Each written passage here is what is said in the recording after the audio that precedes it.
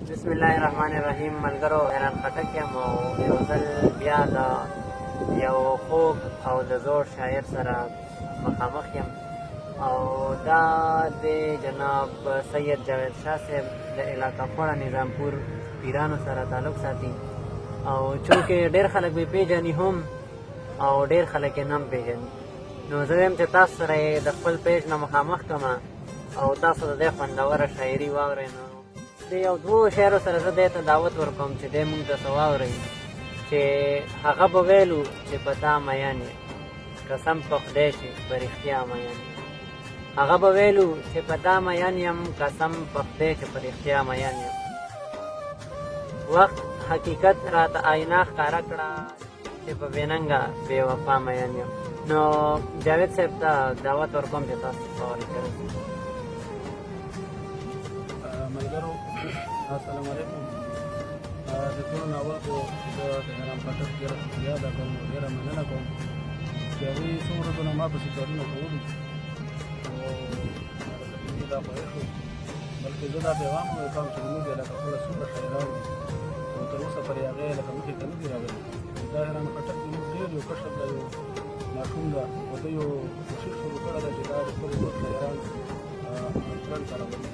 زه به ټولو ته دا اپیل کوم چې یاره تاسو مخې ته راشئ چې دې هغې سره تعامل وکړئ او انشاءالله چې همدغسې د موږ غوندې خلک وي په دې ټولې دنیا کې مشهور وي، نو انشاءالله چې تاسو ته به هم سبا لکه په مستقبل کې ډېره ښه پېژندګلو نو پهچان به ملو شي.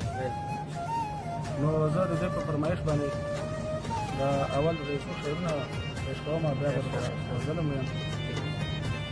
مینه که پیغور دی له پیغوره نه یارېږمه، مینه که پیغور دی له پیغوره نه یارېږمه، تور دې په ما ولګي له توره نه یارېږمه.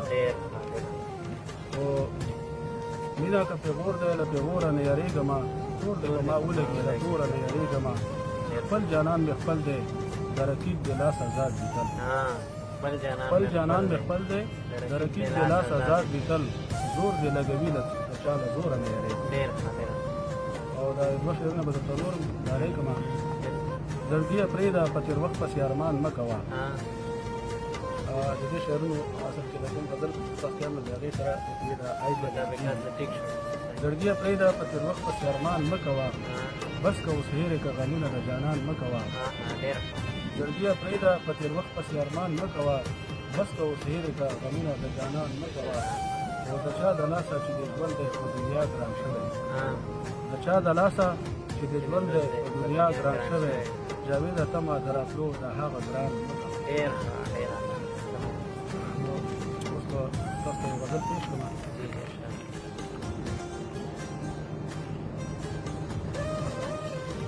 ما به د لارې ته کتل خو ته به نه راتللې، ما به د لارې ته کتل خو ته به نه راتللې، او ډېر به مې تا پسې ژړل خو ته به نه راتللې. ما به د لارې ته کتل خو ته به نه راتللې، ډېر به مې تا پسې ژړل خو ته به نه راتللې. او که چېرته حیران صاحب دا شعر ډېر ښایسته دی. که چېرته هسې برې بار ستا د راتلو وویل، که چېرته هسې برې بار ستا د راتلو وویل، ما به ګلان په لار شیندل خو ته به نه راتللې. که چېرته هسې برې بار ستا د راتلو وویل، ما به ګلان په لار شیندل خو ته به نه راتللې. او ستا په وعدو مې اعتبار کو شوګیرې به مې کړې، ستا په وعدو مې اعتبار کو شوګیرې به مې کړې، ستوري مې ټوله شپه شمېرل خو ته به نه راتللې. ستا په وعدو مې اعتبار کو شوګیرې به مې کړې، ستوري مې ټوله شپه شمېرل خو ته به نه راتللې. او ستا د فریب ټکې وعدې به مې رښتیا ګڼلې، ستا د فریب ټکې وعدې به مې رښتیا ګڼلې، ما به خیالونه غولول خو ته به نه راتللې. ستا د فریب ټکې وعدې به مې رښتیا ګڼلې، ما به خیالونه غولول خو ته به نه راتللې. او حیران صاحب دې شاید ډېره فلسفه ده. زما به دغه و نصیب رانه ګیلې نه کوم، زما به دغه و نصیب رانه ګیلې نه کوم، یاران له یو بل زارېدل خو ته به نه راتللې.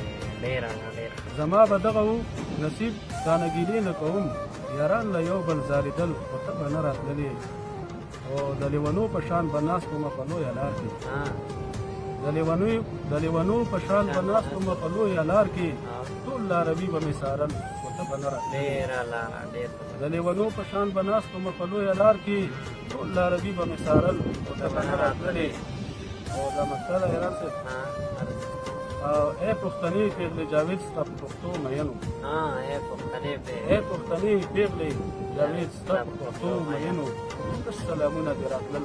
ته به نه راتللې. ډېره لاره ډېره لاره ډېر